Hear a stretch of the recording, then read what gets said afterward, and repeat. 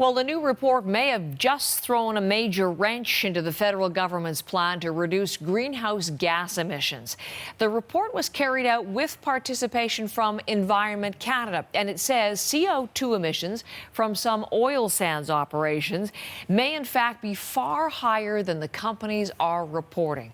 Scott Peterson is here. He's been looking at the study. Scott. I have indeed, Heather. Good morning. Companies are dramatically underreporting how much CO2 greenhouse gas they're reporting, in some instances dramatically. So this is the new number as far as how much higher on average that the companies are reporting of their CO2 emissions, according to this new study published this morning. 64% higher carbon dioxide emissions coming from the oil sands than previous thought. And if you think that is dramatic, take a look at the individual emissions from some of the biggest polluters in the oil sands, starting, again, according to this paper, Syncrude operations, for example, 123% higher than what they're officially reporting. 38% for the Jack Pine, 36% for Horizon Mine, 13% for Suncor. And this is research from Environment Canada, published today in the journal Nature Communications. And so this means that overall the emissions from the oil sands in general in Canada could be anywhere between 2.3 and 6% higher than the federal government first thought.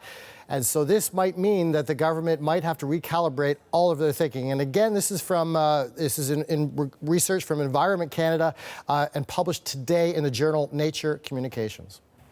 What is behind the discrepancy? How does the report account for that, Scott? Well, the lead author of this report is saying that there is no dishonesty, no fraudulent reporting on behalf of these companies, that they are following federal guidelines as far as how much emissions they produce. But they use something called a bottom-up reporting, and this is how much oil and gas they use to produce a barrel of oil in the oil sands, and they calculate their carbon based on emissions based on that.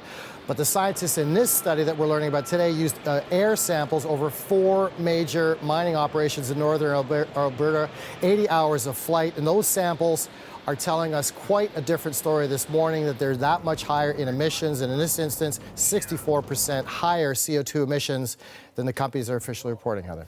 Scott, thank you very much.